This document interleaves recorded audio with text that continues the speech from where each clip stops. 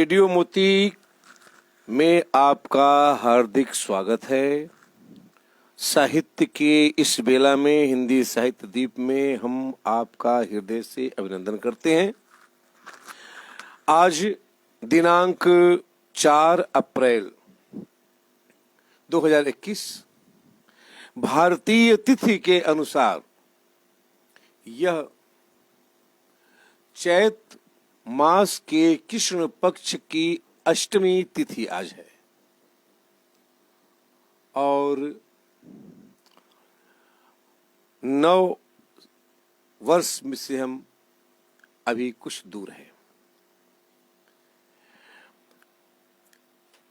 भारतीय तिथि के अनुसार हम आज अर्थात इस समय संवत 2077 के अंतिम पड़ाव पे चल रहे हैं। आपको बता दें कि सर्वप्रथम ये जानकारी हम दे दें कि जो कार्यक्रम आज हम प्रस्तुत कर रहे हैं उसमें कुछ साहित्यकारों के और कुछ गीतों के तमाम स्वरूपों को लेकर के हम आज हाजिर हुए हैं। ये परंपरा रही है रेडियो मोती में, यह तय किया गया 1989 में। रेडियो मोती में 1989 में जब यहाँ पर हमारे या इस मोती बीए के निवास पर बेकल उत्साही शिवमंगल सिंह सुमन, क्षेमचंद सुमन, रामदरस मिश्र और इसके साथ सत्येंद्र शर्मा जैसी विभूतियां आई और रेडियो मोती या संपदा न्यूज की स्थापना हुई थी, उस समय यह तय था कि इसे समाप्त नहीं होना है। लेकिन ये लोग साहित्यकार थे, साहित्यकार व्यवसायी नहीं होता। कुछ कमियां हुई और उम्र का पड़ाव भी आड़े आया और संपदा न्यूज बाधित हो गई। कुछ समय बाद मैं उन लोगों के साथ उस समय था, सहायक के रूप में, सहायक संपादन के रूप में मैं उनके साथ था और वही आज भी है, सहायक आज भी हूं। और ये दिल में कसक रही, सबके दिल में रही। हम आपको किसी दिन, आपको जब गर्मी की छुट्टी हम आने वाली है और इस छुट्टियों में हम आपको कुछ चीजों को खोज के लाए हैं। इन लोगों के पत्र, जिन पत्रों में इन्होंने लिखा है संपदा के बारे में, ये संपदा कैसी होनी चाहिए। आज उनकी आत्माएं जहां भी हैं मुझे आशीर्वाद दे रही होंगी, और मुझे ही नहीं, मेरे साथ सारे लोग, संपदा टीम में जितने लोग हैं, जो हमारे कार्यक्रम सुनने वाले हैं और जो हमारे कार्यक्रम में सम्मिलित हैं, सबको इन संतों का आशीर्वाद मिलता होगा। मैं इन्हें संत कहूंगा क्योंकि यह दिल के बहुत ही साफ सुथरे लोग थे और इसीलिए हम उनके रचनाओं को खोजते हैं और उन रचनाओं के साथ संपदा जो है अपने क्षेत्र की संपदा को भी एकत्रित करती है और उनको साथ लेकर के हम प्रस्तुत करते हैं।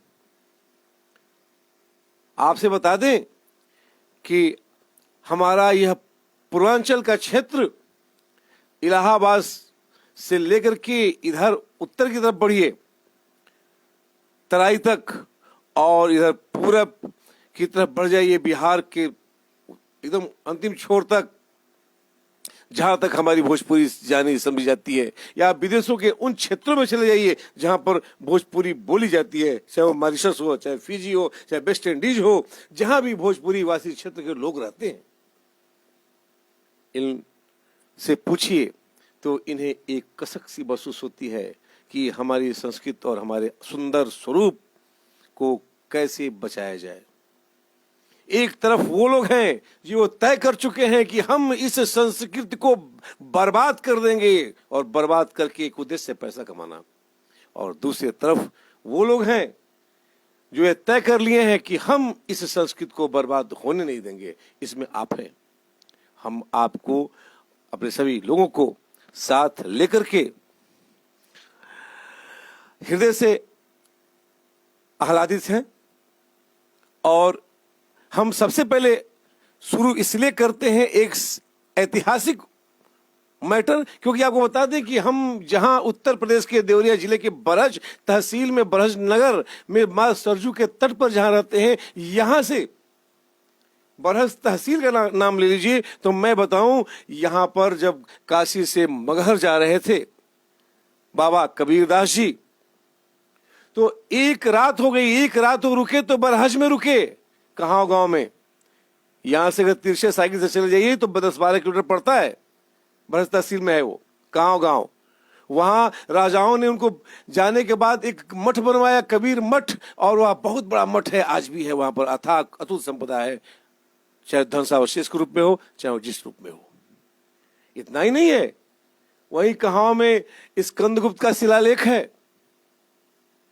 जिसे पढ़ाया जाता है, गोरखपुर में है, विश्व के इतिहास में।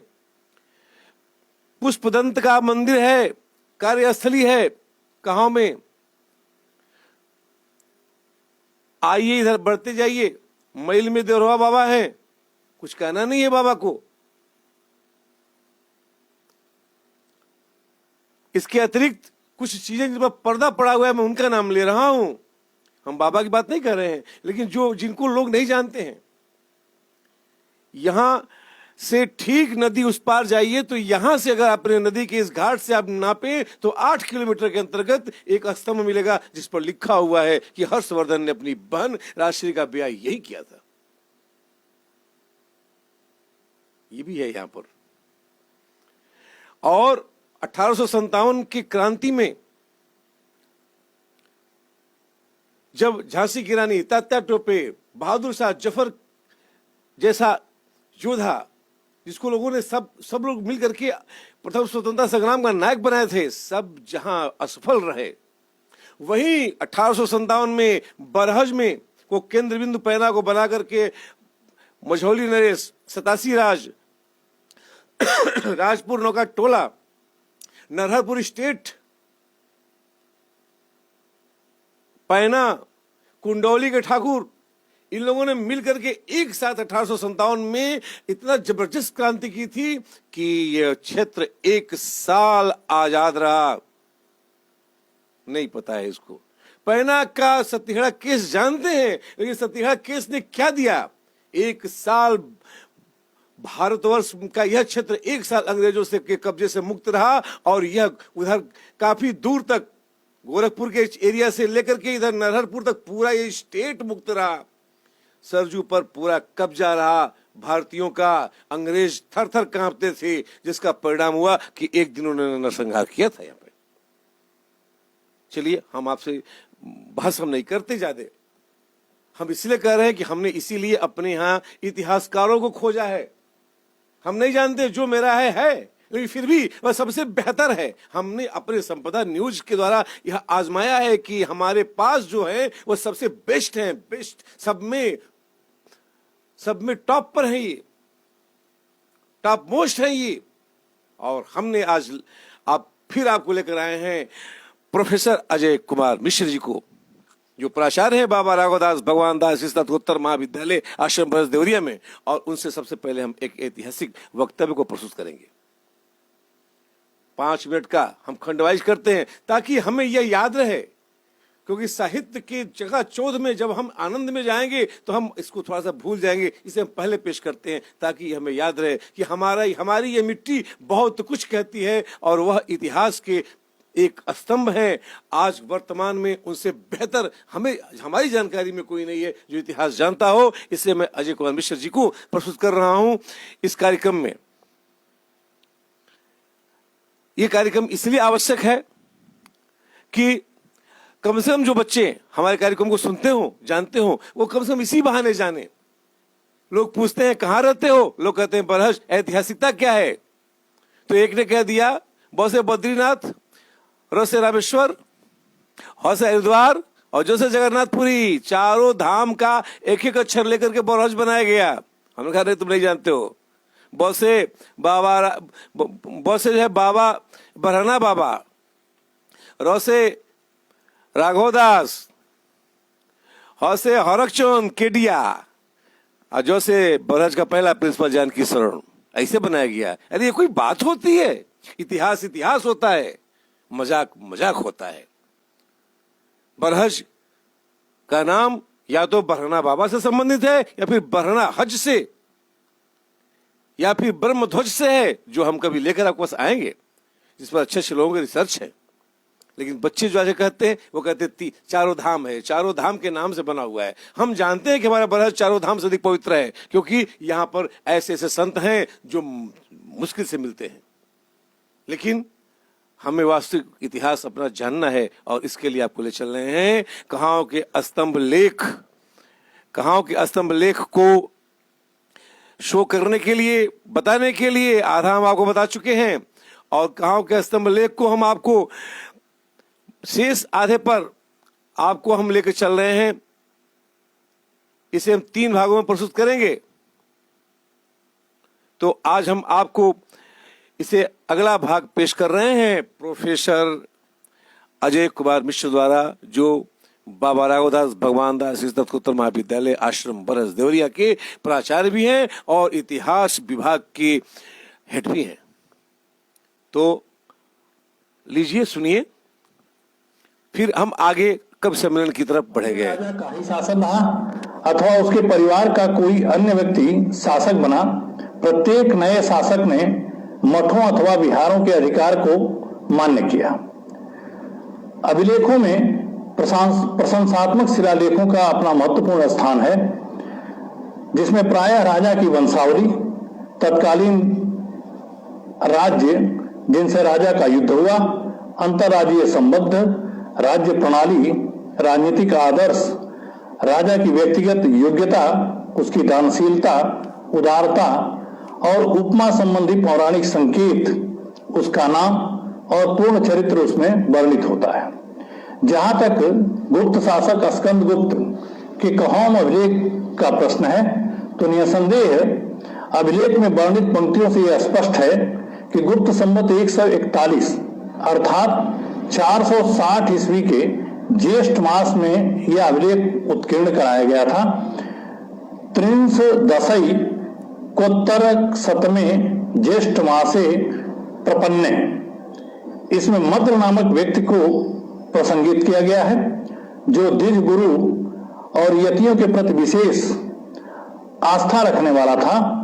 उसका प्रपितामह सोमिल विविध गुणों से युक्त था। स्कंदगुप्त का कहोम अभिलेख न केवल तत्कालीन धार्मिक जीवन पर विशेष रूप से प्रकाश डालता है, बल्कि गुप्त वंशीय शासक स्कंदगुप्त के उपलब्धियों और धर्म के प्रति उसके अनुराग को भी परिभाषित करता है। गुप्त नरेश स्कंदगुप्त का कहोम शिलास्तंभ लेख ऐतिहासिक दृष्टि से अत्यंत महत्वपूर्ण अभिलेख है, जिससे ज्ञात होता है कि अन्य महत्वपूर्ण गुप्त नरेशों की भांति स्कंदगुप्त भी धर्म सहिष्णु नरेश था। स्कंदगुप्त के विषय में उसके जूनागढ़ अभिलेख में यह वर्णित है कि जिस समय वह राज्य कर रहा था, उस समय उसके प्रजा में कोई भी व्यक्ति अधर्मी, दुखी, दरिद्र, संकटग्रस्त, लोलुप, दंडनीय अथवा किसी से सताया हुआ नहीं था। तस्मिन् नृपे शासक नैव कश्चित् धर्मा दपेतो मनुजा प्रयासो आर्तो दरिद्रो व्यसनी कदर्यो दंडयो नवायो भृष्पीड़िता स्यात्। गुप्त वंश का अद्वितीय वीरवर गुप्त वंशीय कबीर, बाहुबल के लिए प्रख्यात जगत भुल बलाढ्य, अपने नाम को चरितार्थ करने वाला यह सम्राट नामतः स्कंदगुप्त अपने गुप्त कुल का गौरव था। यदि समुद्रगुप्त सर्वराजोच्छेता और चंद्रगुप्त विक्रमादित्य सकार था, तो स्कंदगुप्त को भी हूण विजेता होने का गौरव प्राप्त है। उसने अपनी विलक्षण कृतियों तथा महती सफलताओं के द्वारा अपने पूर्वजों के यश वर्धन एवं विस्तार में महत्वपूर्ण योगदान दिया। गुप्त संवत 141 अर्थात 460 ईस्वी के कहोम शिलालेख की देवनागरी लिप्यांतरण में यह स्पष्ट किया गया है कि स्कंदगुप्त के शांत राज्य में, जिसका सभा भवन सैकड़ों नरेशों से की आज्ञा से प्रदर्शित हाथों से हिला दिया गया हो, जो गुप्त वंश में उत्पन्न हुआ, जिसका यश संसार में सुदूर तक विस्तृत है, जिसका वैभव सर्वोत्तम है, जो इंद्र के समान शक्तिशाली है और जो सैकड़ों शासकों का स्वामी है, उसी ने गुप्त संवत के 141वें वर्ष के ज्येष्ठ मास में कुकुग्राम रत्न में, जो साधुजन के संसर्ग से पवित्र हो गया, वहां प्रचुर गुण युक्त सोमिल का पुत्र भट्टसोम रहता था, वहीं इस स्तंभ को उत्कीर्ण कराया था। भट्टसोम का पुत्र रुद्रसोम परम विज्ञ एवं यशस्वी था, जिसे व्याघ्र नाम की संज्ञा दी गई। उसी का पुत्र मद्र द्विज के प्रति प्रीति तथा साधु एवं धार्मिक गुरु के प्रति सम्मान करता था। वह संसार के विभिन्न चक्र स्थिति को देखकर भयभीत हो गया। उसने स्वयं धार्मिक कृत्य से पुण्य लाभ किया।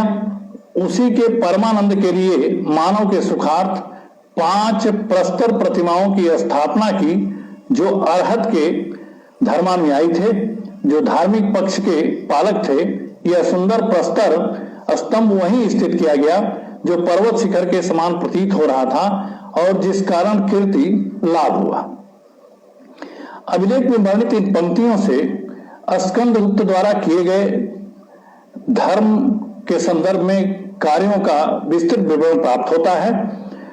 वस्तुतः इसका प्रपितामह सोमिर विविध गुणों से युक्त था। उसके पितामह का नाम भट्टसोम और पिता का नाम रुद्रसोम था, जो उसकी बुद्धि और प्रतिष्ठा के लिए ख्यात था। बस रुद्ररामन का स्कंदगुप्त का यह अभिलेख यदि कुमारगुप्त के साथ जोड़कर देखा जाए तो निसंदेह गुप्त वंश की अनेक महत्वपूर्ण घटनाओं पर प्रकाश डालने में समर्थ होता है। गुप्त संवत 141 अर्थात 460 ईस्वी स्कंदगुप्त के राज्यकाल का शांत वर्ष कहा गया, जिसके आधार पर यह निष्कर्ष निकाला गया कि प्रारंभिक कठिनाइयों के उपरांत इसका शासनकाल बाद में शांतिमय हो गया। इस समय न तो कोई बाह्य आक्रमण हुआ और न ही कोई आंतरिक कठिनाई की स्थिति थी। यदि कुमारगुप्त के राज्यकाल के प्रारंभिक वर्ष शांतिमय रहे तो स्कंदगुप्त के राज्यकाल का अंतिम भाग भी कुछ अशांत रहा, क्योंकि भीतरी देख से ज्ञात होता है कि कुमारगुप्त के मरते ही वंश की लक्ष्मी विचलित हो गई थी और उसे प्रतिष्ठित करने का कार्य इसके द्वारा किया गया था। यही कारण है कि स्कंदगुप्त ने इस विचलित कुल लक्ष्मी को स्थिर करने में महत्वपूर्ण योगदान दिया। पितर दिवंते विरुद्धाम वंश लक्ष्मी, इसी लेख में दूसरे स्थान पर कहा गया है कि गुप्त कुल की लक्ष्मी जब विचलित हो उठी तो स्कंदगुप्त ने अपने बाहुबल से उसे स्थापित किया।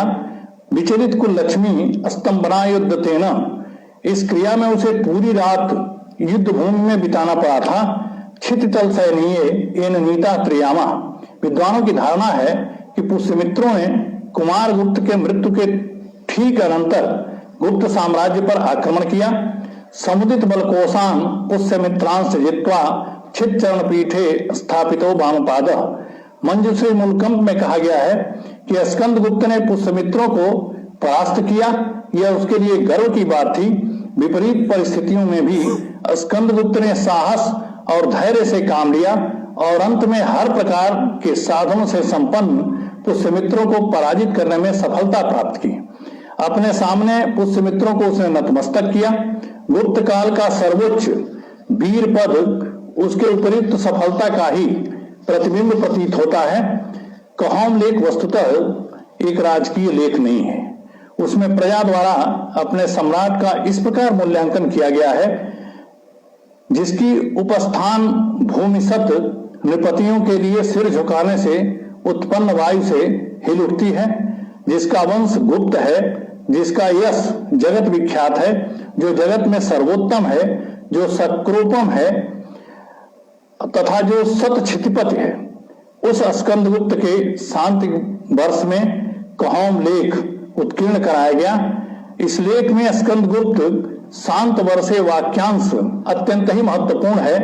दिनेश चंद्र सरकार ने यह सुझाव रखा है कि अभिलेखकार के कहने का तात्पर्य यह है कि गुप्त वंश 141 के आसपास स्कंदगुप्त अपनी प्रारंभिक कठिनाइयों पर विजय पाने के उपरांत शांतिपूर्वक शासन कर रहा था। अभिलेख में वर्णित नृपति सतशिरः तथा क्षितेय सतपते ये दोनों ही पदावलियां उन बहुसंख्यक सामंतों की तरफ संकेत करती हैं जो नित्यपति राजा के दरबार में आकर सिर झुकाया करते थे।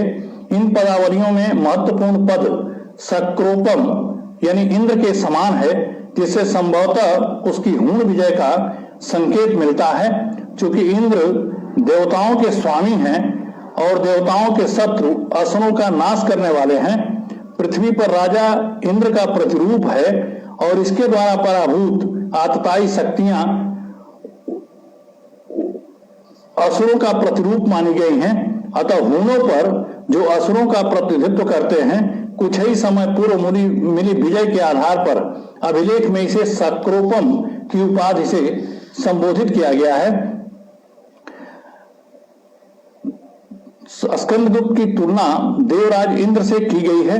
कौम लेख यद्यपि जैन धर्म से संबंधित है और इसके अनुसार मद्र ने 5 जैन तीर्थंकरों की आस्म मूर्तियों की स्थापना कराई। इन 5 तीर्थंकरों का समीकरण आदिनाथ, शांतिनाथ, नेमिनाथ, पार्श्वनाथ और महावीर के साथ की जाती है।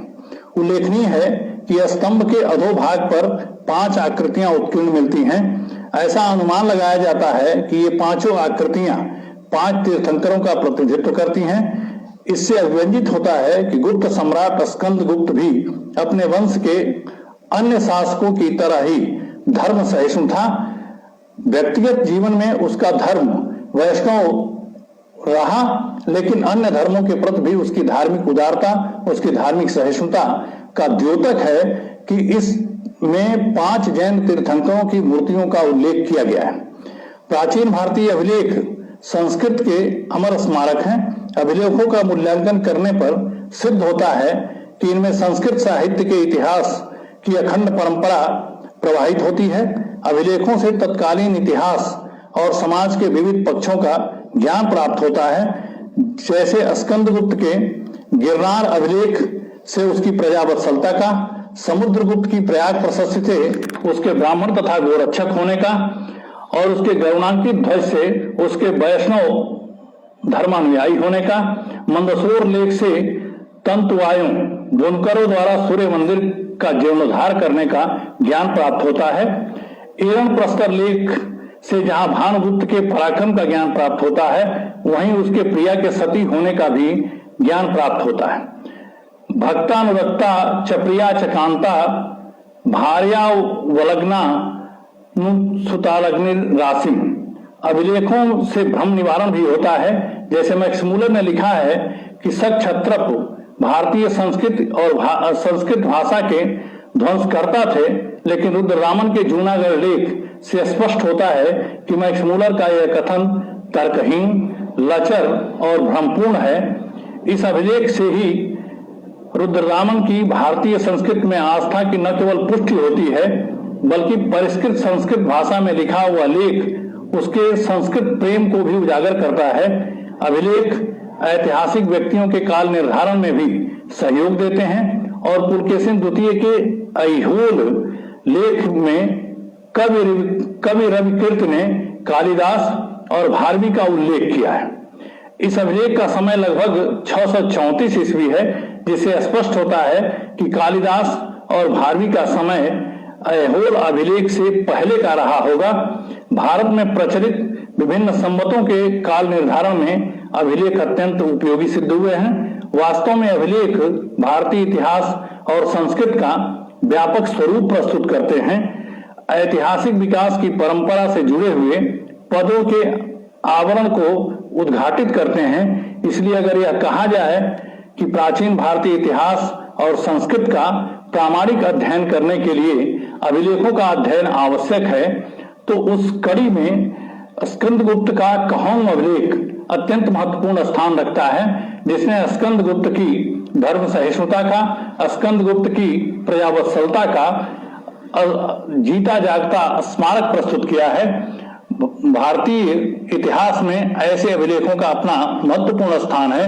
विशेष रूप से देवरिया जनपद के लिए यह अत्यंत गौरव की बात है कि गुप्त वंश के महत्वपूर्ण शासक स्कंद गुप्त के काल में, उसके शांतिपूर्ण वर्ष में, गुप्त संवत 460 ईस्वी में, गुप्त संवत 141 ईस्वी अर्थात 460 ईस्वी में कहोम अभिलेख कुकुब ग्राम में लिखा गया, उत्कीर्ण कराया गया। धन्यवाद। अभी आप सुन रहे थे कहाँ स्तंभ लेख पर प्रोफेसर अजय कुमार मिश्र का आलेख, उन्हीं की आवाज में। अब हम आपको लेकर चल रहे हैं हिंदी साहित्य दीप के दूसरे भाग की ओर, कविताओं की ओर। सबसे पहले हम आपको बता दें कि आज के इस कार्यक्रम में इस कहाँ स्तंभ लेख के संदर्भ में, चूंकि हमने आपसे बताया था कि हम एक ऐतिहासिक क्षेत्र के ऐतिहासिक संदर्भ को जरूर लेते हैं, ताकि हमारे आने वाली पीढ़ियां, हमारे क्षेत्र की पीढ़ियां जो लोग सुनते हैं, वो कम से कम जाने कि हमारे क्षेत्र में क्या क्या चीजें हैं। और इसके अलावा जो है हम साहित्य को भी इसमें लेकर चल रहे हैं। आज हम आपको प्रस्तुत करेंगे श्री मोती बीए का एक गीत, जिसे हम आकाशवाणी गोरखपुर से पुराने रिकॉर्ड से प्राप्त किए हैं। कुछ डिस्टर्ब जरूर होगा, लेकिन यह आकाशवाणी गोरखपुर से प्रसारित कार्यक्रम है। और इसके बाद जो है बी चंद्रा भालचंद्र उपाध्याय उर्फ बी चंद्रा नाम इनको रविंद्र जैन जी ने दिया था, संगीतकार रविंद्र जैन जी ने। उनकी आवाज में श्री मोती बी की कविता और है आई हो रामा निझर गईले अम्मा। इस गीत को फिल्म में रखने का प्रस्ताव था, लेकिन किसी कारणवश जो है यह फिल्म में नहीं आ पाया। और इसके साथ डॉक्टर शिवमंगल सिंह सुमन की कविता है, उन्हीं की आवाज में इसे हम पेश करेंगे। और हमारे बीच हमारे क्षेत्र की गरिमा, प्रतिष्ठा, सम्मान डॉक्टर रागिनी राय हैं, जो स्वयं भी कला के अवतार हैं, बहुत ही अच्छा लिखती हैं और बहुत अच्छा गाती हैं। इनकी आवाज में अपने इस पूर्वांचल की संस्कृत की पूरी झलक मिलती है, उसे हम आज आपके सामने प्रस्तुत करेंगे। और अंत में श्याम जी की कविता हम पेश करेंगे। श्याम जी का नाम जानते ही हैं, हम इसे लास्ट में इसलिए पेश करते हैं क्योंकि श्याम जी के आने के बाद माहौल ही बदल जाता है। श्याम जी के संदर्भ में हम बताएंगे बाद में, लेकिन सबसे पहले हम आपको प्रस्तुत कर रहे हैं बी चंद्रा द्वारा प्रस्तुत कविता आई हो रामा निझर गईले अमवा। ये कविता श्री मोती बीए की है और इसे फिल्म के लिए रविंद्र जैन ने ट्रायल के रूप में जो है ये गीत लिया था, जिसकी धुन को श्री भालचंद्र उपाध्याय जी सुना रहे हैं। लीजिए सुनिए। गजब भइले रामा,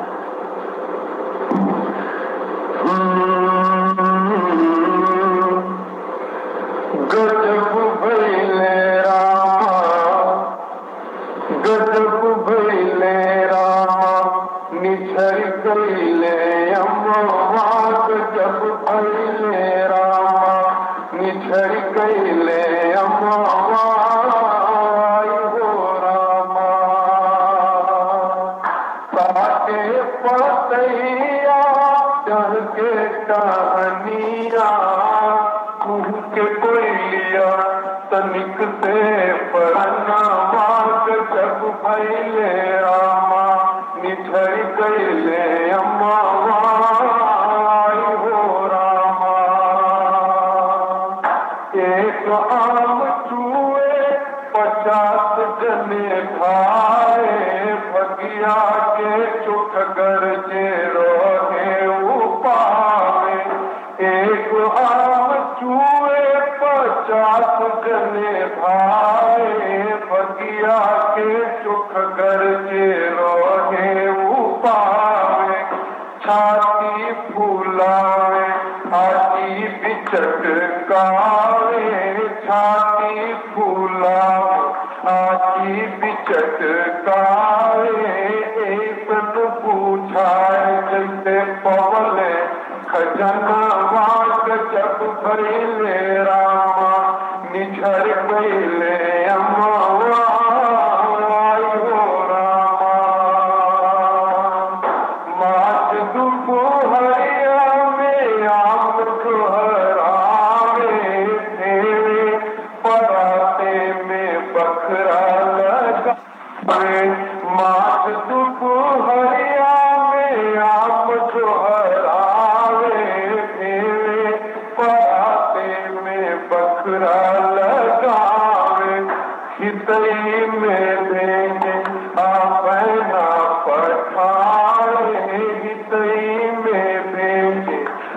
बैना पठावे दुल्हनियो चापे किनियली गवन वाक जब भइले रामा निझर गईले अम्मा हो रामा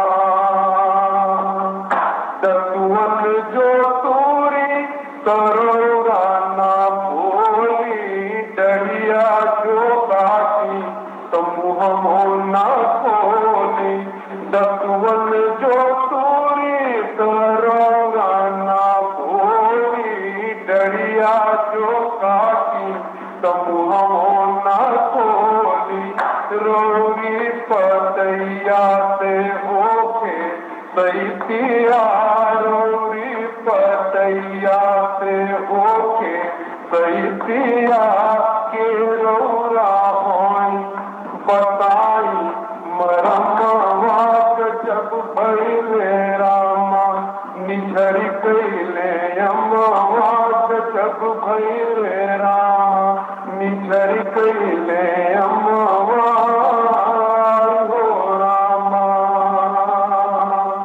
ताके पतैया के टहनिया के कोई लिया तनिक दे परनावाक जब भइले रामा निझर गईले अम्मावाक जब भइले रामा निझर गईले अम्मा हो रामा।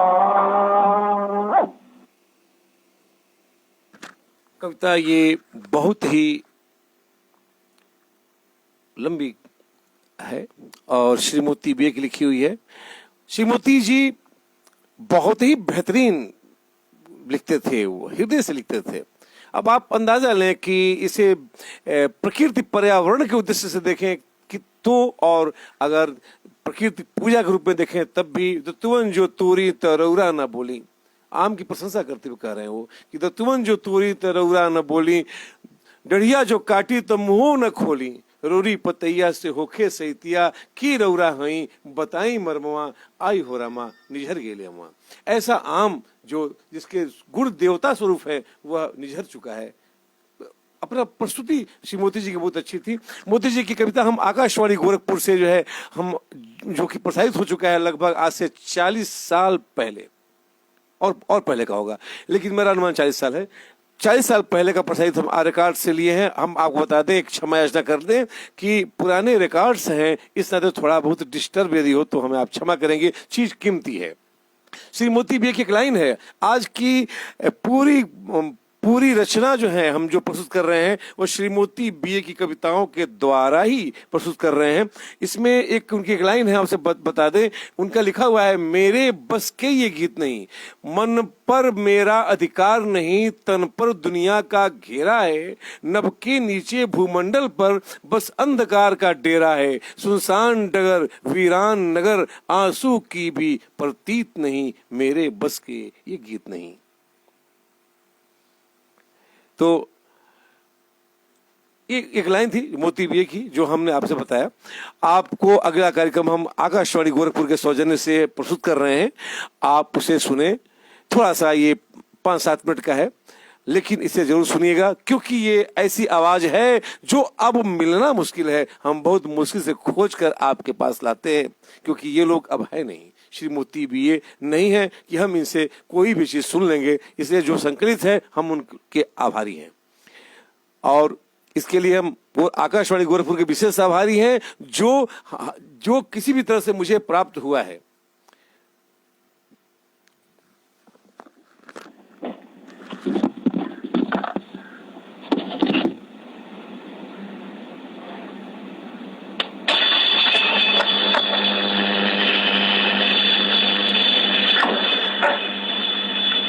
आकाशवाणी का ये गोरखपुर केंद्र है। कवि के मुख से इस कार्यक्रम में आज के कवि हैं श्री मोती बी। इस मुक्तक सुने।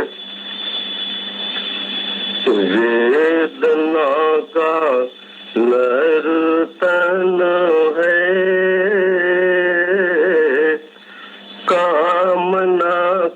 कंदन है, सिंधु के तरंगों को चाँद का निमंत्रण है। प्यार तेरा पागल है, ओ याद मेरी घायल है। दिल की तसल्ली को आंसुओं की पायल है। चाँद मेरा प्यासा है, चाँदनी उदासी है। याद मेरी गंगा है, प्यार तेरा काशी है।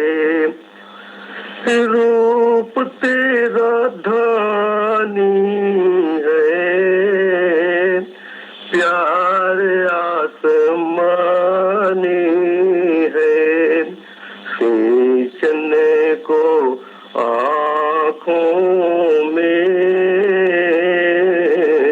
मोतियों का पानी है। प्यार ने पुकारा है, भाव ने संवारा है। रूप सी के आंचल में जानवी की धारा है। दिन कोरा कागज है, रात काली स्याही है। दिन कोरा कागज है, रात काली स्याही है। हाल दिल का लिखने को प्यार की तबाही है। आप जो आएंगे तो गीत ये दिन गाएंगे, नींद भी न आएगी, स्वप्न रूठ जाएंगे। वर्तिका को जलना है, मोम को पिघलना है। प्यार के पतंगों को ज्योति पर मचलना है। गीत क्वारे क्वारे हैं, और शब्द प्यारे प्यारे हैं। गीत क्वारे क्वारे हैं, और शब्द प्यारे प्यारे हैं। आंसुओं की भाषा के भाव खारे खारे हैं, और कुछ न होना है। रूप का ये रोना है, आंसुओं के मोती को सांस में पिरोना है। दिन एक कल्पना है, और रात एक सपना है। दिन एक कल्पना है और रात एक सपना है। नींद जो न आए तो कौन मेरा अपना है। सिंधु का किनारा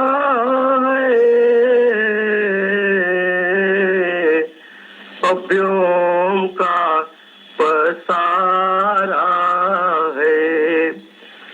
सिंधु का किनारा है, व्योम का पसारा है। प्यार के लताओं को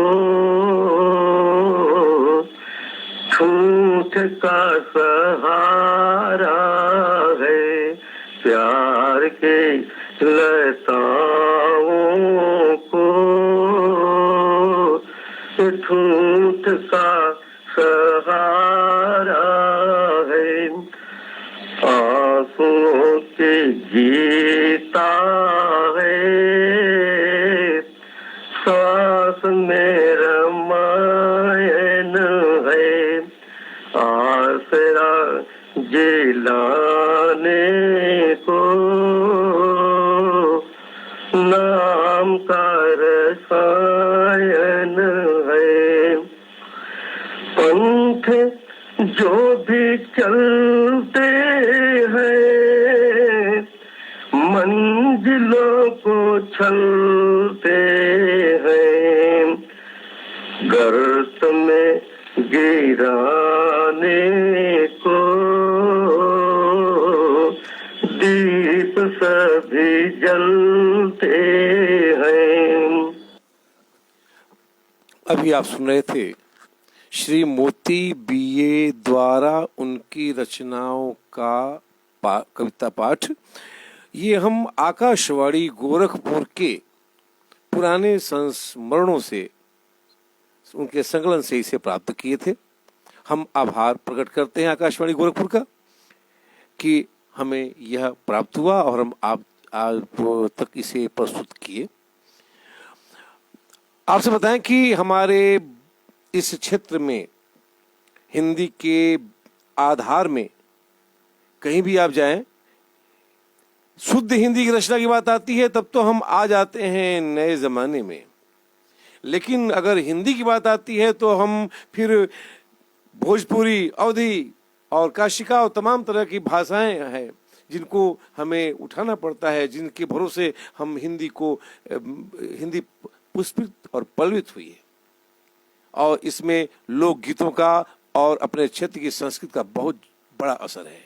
हमारे बीच एक ऐसी कवित्री हैं जो स्वयं में एक प्रवक्ता तो ही हैं, प्रोफेसर तो ही हैं, वो डॉक्टरेट हैं, लेकिन उनके अंदर माँ सरस्वती का दिया हुआ एक वरदान है। जब वो अपनी मिट्टी की भाषा को सामने लाती हैं, अपने कल्चर को, तो हृदय कांप उठता है और एकदम उस रौ में बहने लगता है। ये वास्तव में गंगा की तरह पावन एक लहर है इनकी आवाज में, जो आज हम आपके सामने प्रस्तुत कर रहे हैं। डॉक्टर रागिनी राय, कविता इनकी आपके सामने है। हम इनके संदर्भ में कुछ नहीं कहेंगे, बस एक लाइन हम आपको श्री मोती भी का लिखा हुआ मेरे सामने आ गया है, मैं पढ़ दे रहा हूं।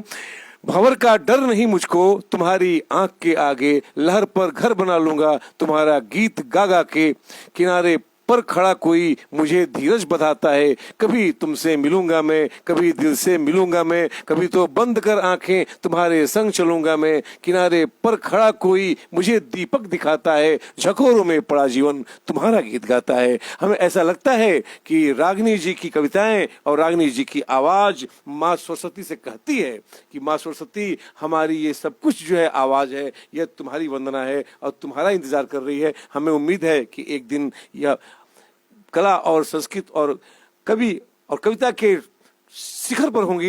लीजिए सुनिए डॉक्टर रागिनी राय। जी, प्रणाम आप सभी को। आप सभी के समक्ष लोकगीतों में बहुचर्चित एक चैता लेके प्रस्तुत हुई हूँ, जिसमें एक गृहिणी जो है, जिसका पति परदेश गया हुआ है। प्रकृति ने अपने यौवन का श्रृंगार कर लिया है, लेकिन उसका पति वापस नहीं आया। कोयल बागों में कुकू बोल रही है, लेकिन उसका मन अपने पति के लिए कुकू बोल रहा है। उसी का वर्णन है। बन बीचे बोले ले कोयलिया हो रामा, सैया नहीं आए। बन बीचे बोले ले कोयलिया हो रामा, सैया नहीं आए। आपो नाए लिखि पतियो ना भेजे, आपो नाए लिखि, आपो नाए लिखि पतियो ना भेजे। नहीं भेजे कहू संदेशवा हो रामा, सैया नहीं आए। बन बीचे बोले ले कोयलिया हो रामा, सैया नहीं आए।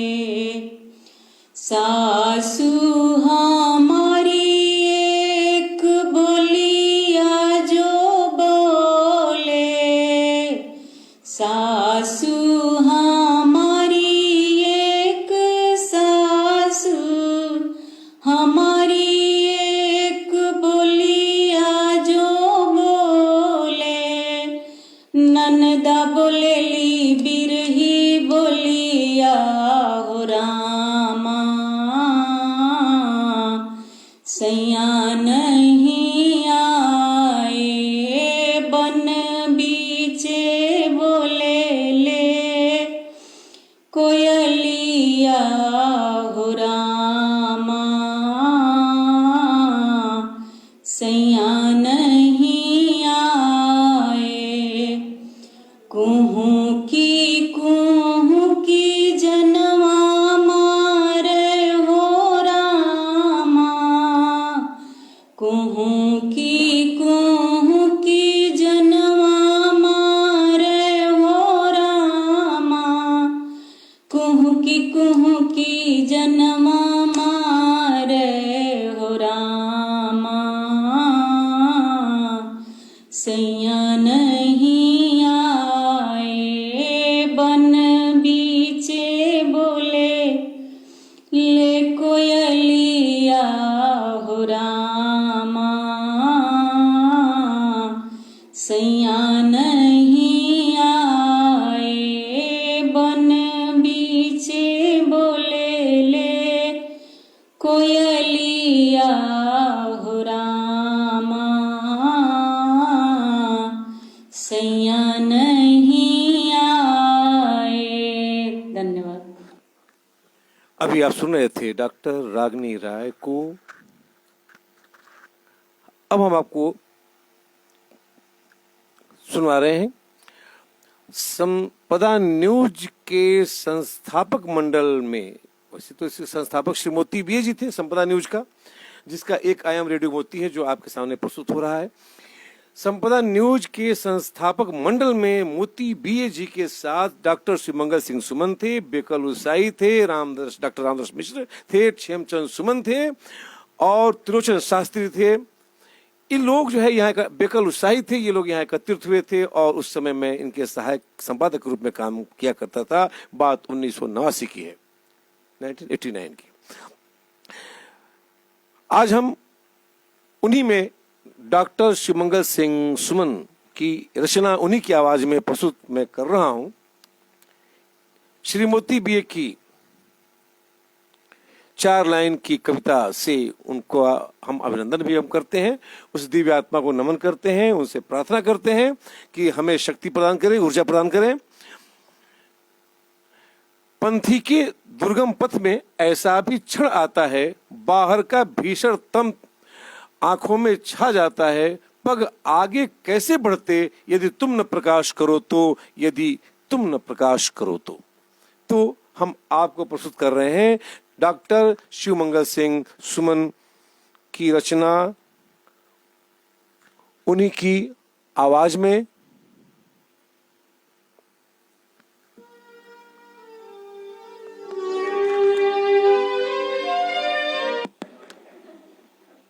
निर्मम कुम्हार की थापी से कितने रूपों में कुटी पिटी,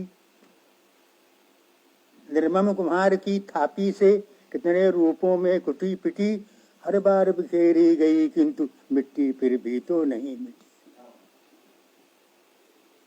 निर्मम कुम्हार की थापी से कितने रूपों में कुटी पिटी, हर बार बिखेरी गई किंतु मिट्टी फिर भी तो नहीं मिटी। आशा में निश्चल पल जाए, छलना में पड़कर छल जाए, सूरज दमके तो तप जाए, रजनी ठुमके तो ढल जाए। यूं तो बच्चों की गुड़िया सी भोली मिट्टी की हस्ती क्या, आंधी आए तो उड़ जाए, पानी बरसे तो गल जाए। फसलें उगती फसलें कटती लेकिन धरती चिरबुरवर है, 100 बार बने 100 बार मिटे लेकिन मिट्टी अविनश्वर है। मिट्टी गल जाती पर उसका विश्वास अमर हो जाता है। विरचे शिव विष्णु विरंच विपुल, विरचे शिव विष्णु विरंच विपुल, अगणित ब्रह्मांड हिलाए हैं। और पलने में प्रलय झुलाया है, गोदी में कल्प खिलाए हैं। रोदे तो पतझड़ आ जाए, रोदे तो पतझड़ आ जाए, हंस दे तो मधुरित छा जाए, झूमे तो नंदन झूम उठे, थिरके तो तांडव शर्माए। यूं मदिरालय के प्याले से मिट्टी की मोहक मस्ती क्या, अधरों को छूकर सकुचाए, ठोकर लग जाए चेहराए। 49 मेघ 49 पवन अंबर अवनी कर देते सम, और वर्षा थमती आंधी रुकती, मिट्टी हंसती रहती हरदम। तो कोयल उड़ जाती पर उसका निश्वास अमर हो जाता है, मिट्टी गल जाती पर उसका विश्वास अमर हो जाता है। तो मिट्टी की महिमा मिटने में, मिट्टी की महिमा मिटने में मिट मिट हर बार संवरती है। मिट्टी मिट्टी पर मिटती है, मिट्टी मिट्टी को रचती है। मिट्टी में सुर है, संयम है, होनी अनहोनी कह जाए, हंसकर हाला हल पी जाए, छाती पर सब कुछ सह जाए। और यूं तो ताशों के महलों सी मिट्टी की वैभव बस्ती क्या, भूकंप उठे तो ढह जाए, बूढ़ा आ जाए बह जाए। लेकिन मानव का फूल खिला, जितन पाकर वाणी का वर, विधि का विधान लुट गया, स्वर्ग अपवर्ग हो गए न्यौछावर। तो कभी मिट जाता लेकिन उसका श्वास अमर हो जाता है, मिट्टी गल जाती पर उसका विश्वास अमर हो जाता है।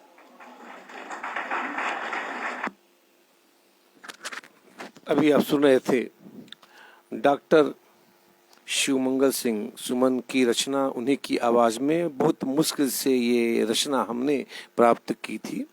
आपसे बता दें, हम आभारी हैं प्रसार भारती के, आभारी हैं रेडियो आकाशवाणी गोरखपुर के, आभारी हैं रेडियो सिलोन के, आभारी हैं विविध भारती के, जिनसे मुझे कुछ कार्यक्रम ऐसे दुर्लभ मिल जाते हैं जिनकी आज बड़ी आवश्यकता है। हम अंत में आपको एक ऐसे व्यक्तित्व की कविता सुनाने जा रहे हैं जो माहौल को बदल देगा।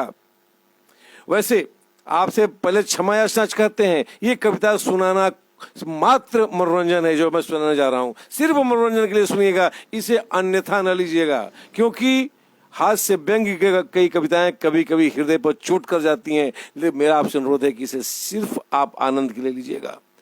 मेरे पिताजी श्री मोती बीए जी कहा करते थे हमसे कि बेटे दूधनाथ शर्मा श्याम जी को प्रणाम करो, मसी कागज छियो नहीं कलम गई नहीं हाथ। ये पढ़े लिखे नहीं है, लेकिन आंसू कभी हैं, मंच पर खड़ा होकर के ये कभी भी कोई भी कहीं भी रचना बना देते थे और यह सबसे ऊपर शीर्ष पर रहा करते थे श्याम जी।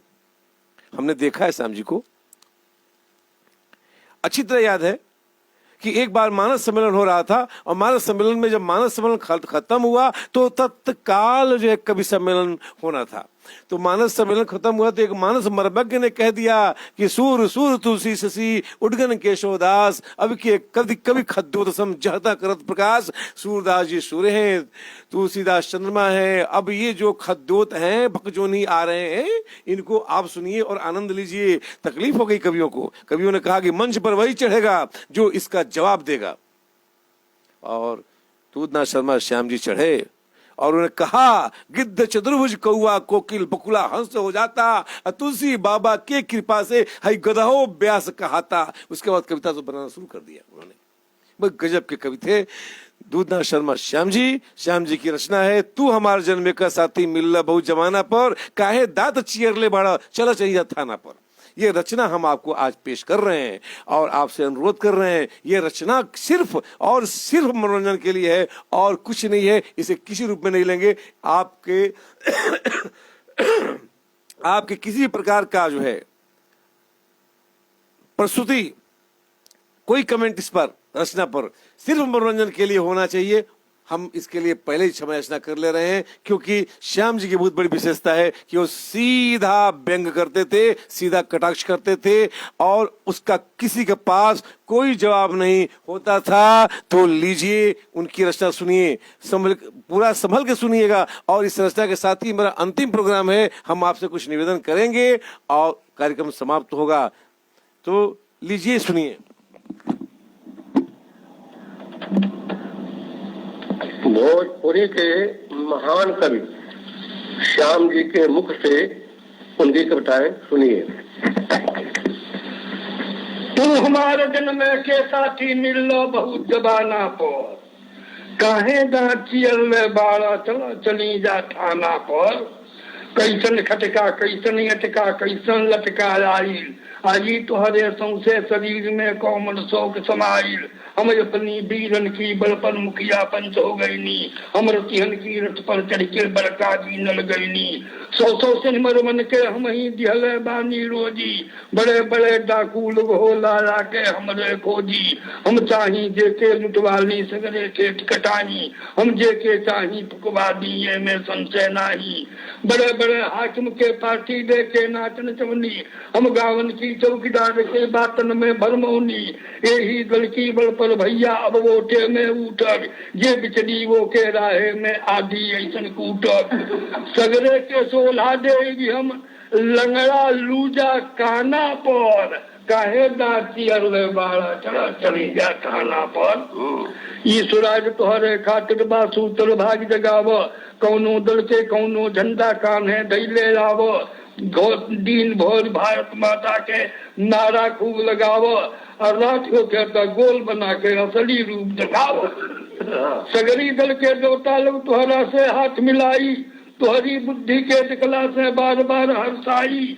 देशभक्त के बात सुनावो पहला नौका चोंगा और गधो लेके ना भरमौला रह गई तू भोंगा। ये स्वराज में लाभ न कैला भैला कुकुर मुता, और सगरी लोग समोसा काटे तू ही कैला जूता। अरे बड़े बड़े लोग चकित हो जाला देखते हमारी बाना पर काहे दाची अरले बाड़ा चला चली जा थाना पर। चल भी धर के कालक चढ़ा बुझला नहीं कबारू, एक हाथ में चंदन माला एक हाथ में दारू। भीतर भोज सुरा सुरैया काखेगा तो गीता, होत बोराजी टिक्का कॉला तब्बे लही मीता। यही रंग में बड़को तो के पोसी, सौ लूट कर्म कैला पर बन जइबा निर्दोषी। निर्भय जग कर धरती पर खींचा जा मनमानी, कोनो रे अपने वाले देव जबले दियत बानी। देख मिनिस्टर के संग हमके पुलिस रहे ठिकाना पर काहे दाचियर ले बाड़ा चला चली जा थाना पर। अरे ऐसा ताना बाना ताना मरम न जाने के हूँ, चीने की सरहद पर भैया बेचो चाउर गेहूं, काम करेगा अफीम के समय मिलल बा ऐसा, अबकारी में भर्ती होके खूब बिटोरा पैसा। जैसे तीर्थ की मंदिर में पंडावल पुजारी, वैसे भाषण की बल पर तू बना देश हितकारी। शब्द रहे साधु सुनते के काम कुकर्म कमाना, जैसे अब्दुल्ला जी गवले कश्मीर में गाना। राजनीति की राज रंग में कबो न होई बागी, घर बसी घाटे से गारा पर मारत पर लागी। अरे बंदर के कुछ किया दिया तू, खुश हो जाई जाना पर, कहे चियर ले बाड़ा चला चली जाए थाना पर। कविता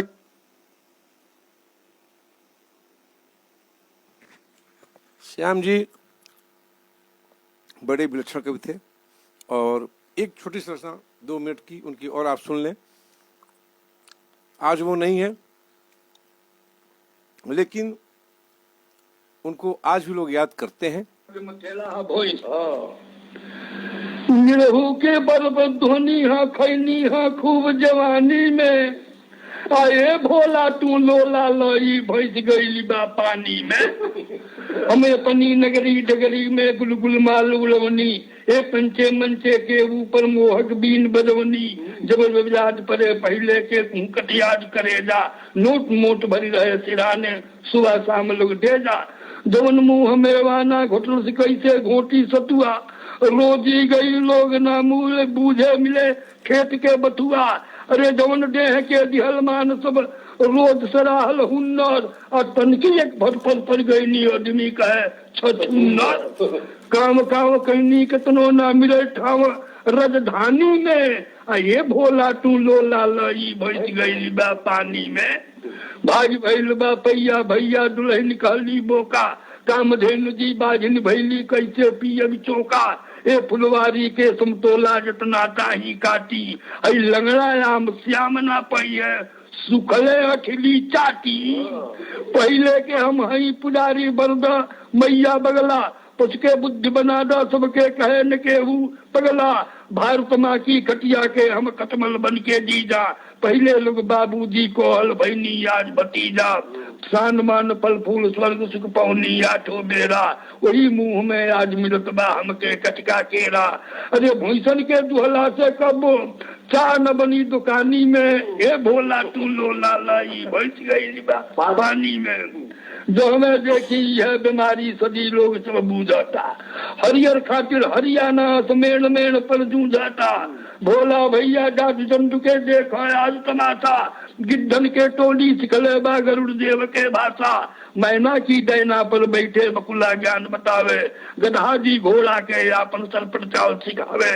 इनकलाब की यह बेला में बंदर वेद बतावे, इनकलाब की यह बेला में सगरे इनकलाब की यह बेला में बंदर वेद बतावे।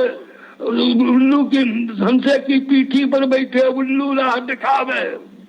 अरे लगहर की लग मत गई है ते, लगहर की लग मत गई है ते ठठरा पोस पलानी में। ये भोला तू लोला लाई बच गई बा पानी में। सीता तानी सिंह पूछ के बैल बेचारा रोवे, नसबंदी की जुग में गधा शीस महल में सोवे। घट घट में ना गुजरे अजले दयानंद के बानी, छोड़ दिहल चढ़ चुद लोग बापू के अमर कहानी। नारा नरक बनौले जाता नरके करे संहार, और निर्बल के ना हो सुनाई कितनों करे पुकार। पूंजी के पोषक डाली की बल पर आग लगा दी, उसकोरी स्वार्थ समाज के सागर बीच डुबा दी। परुआ बैल पटाक मेड़ पर हर के छोड़ सिनाता, तो हरवाहन के कौने कारण इज्जत लूटल जाता। अरे न्याय नीति के बात सुनौले रहबो सदा हरानी में। हे भोला तू लोला लाई भैंस गई बा पानी में। अभी आप सुन रहे थे दूधना शर्मा श्याम जी की हास्य कविता। हम बता दें कि ये रेडियो मोती का ये कार्यक्रम संपदा न्यूज द्वारा संचालित होता है। श्री मोती बीए वेलफेयर सेवा ट्रस्ट द्वारा यह देख रेख में चलता है। कार्यक्रम का मुख्य उद्देश्य अपनी भारतीय संस्कृति को बचाना है और साहित्य को के सुंदर स्वरूप को सामने लाना है, मनोरंजन है और कोई उद्देश्य नहीं है। हमारे इस कार्यक्रम में बहुत से लोग आए, कुछ लोग खुलकर सामने आए, कुछ लोग बहुत दूर से ही नमस्कार करके चले गए। हम आपसे बता दें, श्री अरविंद सिंह जी, अमरेंद्र कुमार मिश्र जी, विकास तिवारी बाबा, आप लोगों ने दूर से ही इसे देखा। हम फिर भी आपके आभारी हैं। अनुरोध करेंगे कि एक बार अवश्य आप अपने 2 शब्द लिखा करें, कोई हर्ज नहीं है। हम आपके शब्दों को संभाल कर रखेंगे भविष्य के लिए। रागिनी राय जी ने प्रशंसा की है। हम डॉक्टर रागिनी राय जी का हार्दिक स्वागत अभिनंदन करते हैं। आपके शब्द हम हमेशा हमको ऊर्जा देते हैं। इसके साथ ही इसमें अरविंद सिंह जी हैं, विकास तिवारी बिट्टू जी हैं, अनिल कुशवाहा जी हैं। आप लोगों ने कार्यक्रम को देखा, धन्यवाद इसके लिए। रागिनी राय जी ने लिखा है, बहुत बहुत आभार सर, धन्यवाद।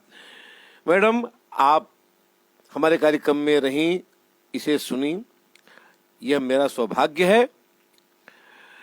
डॉक्टर समरेंद्र नारायण मिश्र जी और मनीष मदेशिया इसे सुन रहे हैं और हम आपके भी आभारी हैं। अजीत यादव जी हैं, उनके आभारी हैं। रागिनी जी ने आगे लिखा है, आभार भैया। बिल्कुल मैडम, आपको बहुत बहुत धन्यवाद।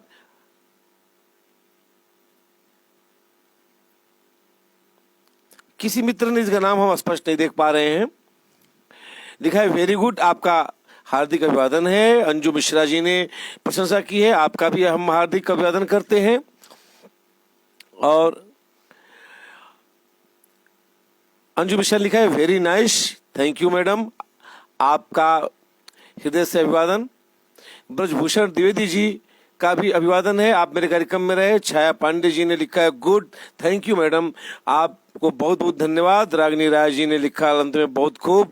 आप सभी का संपदा न्यूज रेडियो मोती के तरफ से हार्दिक स्वागत अभिनंदन।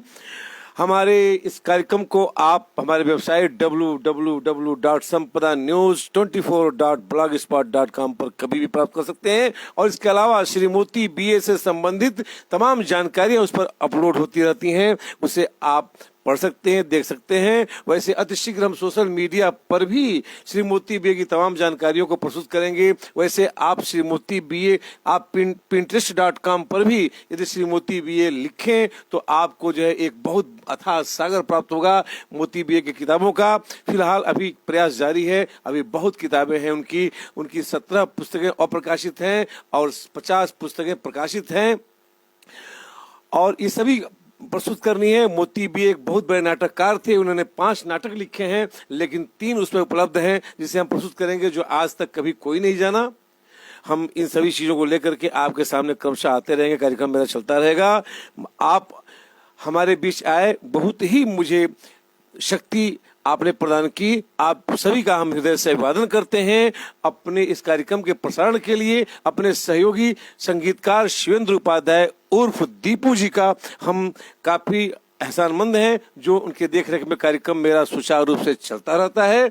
और हमारे टेक्निकल टीम के हम आभारी हैं, जिनकी देखरेख में चाहे जैसे भी हो यह कार्यक्रम प्रसारित हो जाता है, जिसके लिए जैस एंड फैस टेक्निकल टीम के हम आभारी हैं। और इन सभी लोगों के साथ सबसे अधिक आभारी हम आपके हैं, जो मेरे साथ आप रहे। हमारा प्रणाम और नमस्कार स्वीकार करें। अगले रविवार और शुक्रवार के दिन अवश्य आएगा। शुक्रवार के दिन और रविवार के दिन मैं थोड़ा सा कार्यक्रम में परिवर्तन कर रहा हूं।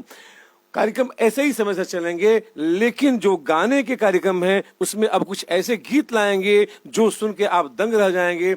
आपको लगेगा कि हमसे आज तक हमने जाना ही नहीं।